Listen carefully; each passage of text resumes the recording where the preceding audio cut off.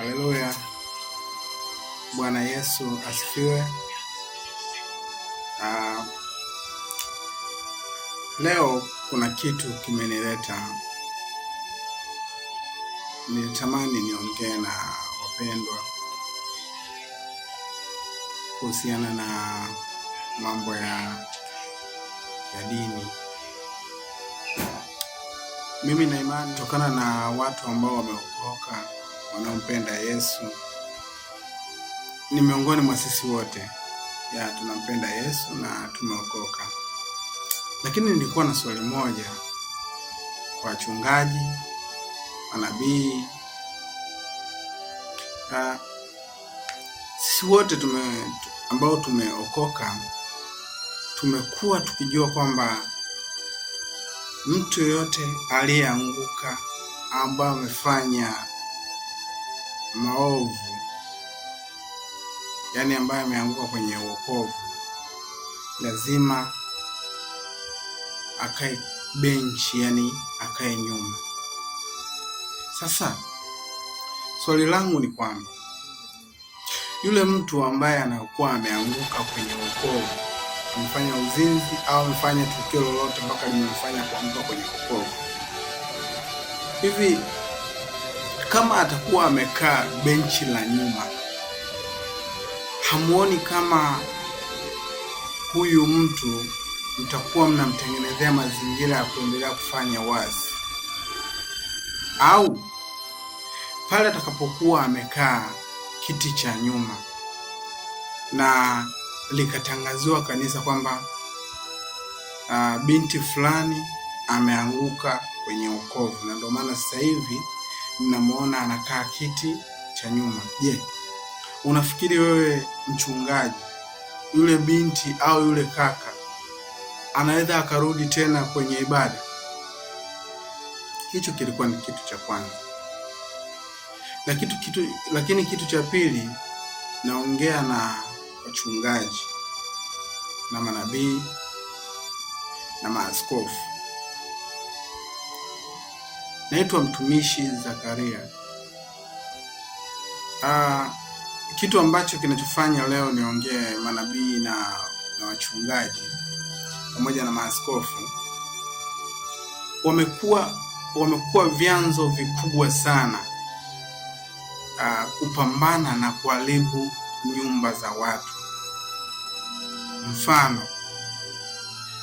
mwanamke anaweza akaambiwa, ili nikuombee, ili nikufikishie maombi yako mbele za Mungu, lazima utoe sadaka kubwa. Ni sawa, Biblia imeandika hata Ibrahimu alimtoa mwanawe sadaka. Lakini Ibrahimu hakumtoa mtoto wake sadaka. Mungu alimtafutia mwana kondoo mwingine, nje ya yule mtoto wake. Sio kwamba nasema hivi kwamba na upinga Ukristo, hapana. Lakini wachungaji pamoja na manabii pamoja na askofu unafanya nyumba nyingi, wake na waume kuachana na wame zao, wanaume kuacha wake zao. Sababu unakuta mwanamke anatoa sadaka kubwa sana, kitu ambacho akitoa sadaka anatoa vitu vyote ambavyo vilivyomo ndani, mpaka inafikia hatua mwanamke ananyanyua hati ya nyumba, au mwanaume ananyanyua hati ya nyumba, anaenda kuitoa sadaka kanisani. Na wakati mtu huyo huenda hana nyumba, huenda hana kiwanja, labda huenda hana chochote, lakini unakuta anaenda kutoa sadaka kiwanja. Au labda huenda hana hata shilingi 10, lakini anasema kuliko nile mimi, bora nipeleke sadaka kanisani. Wakati nazungumza hayo, naziona kuna nyumba nyingi zimebomoka kisa wanagombana mwanaume na mwanamke kwa sababu ya kutoa sadaka kwenye makanisa. Hatukatai kutoa sadaka, kwa sababu Biblia imeandika ili maombi yako yapokelewe lazima yasindikizwe na sadaka. Sasa sadaka ni nini?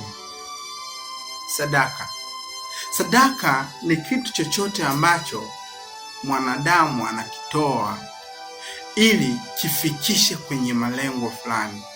Lakini sadaka za leo, wachungaji na pamoja na manabii, sadaka kanisa zimefanyika kama mfumo wa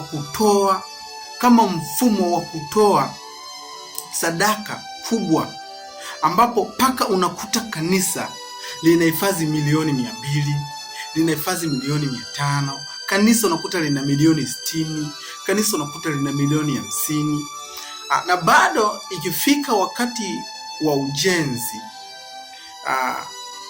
muumini inabidi achangie tena mambo ya ujenzi wa kanisa. Haleluya!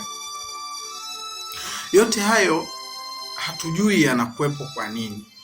Labda ni kwa sababu lazima tu muumini achangie, au labda ni kwa sababu lazima tu kila anayeitwa Mkristo achangie. Mimi hai ni maoni yangu kwamba kwa sisi watu ambao tuliokoka, lazima kwanza nianzie pale mwanzoni. Lazima tukumbuke kwamba huyu ameanguka kwenye wokovu. Lazima tumpe faraja yetu.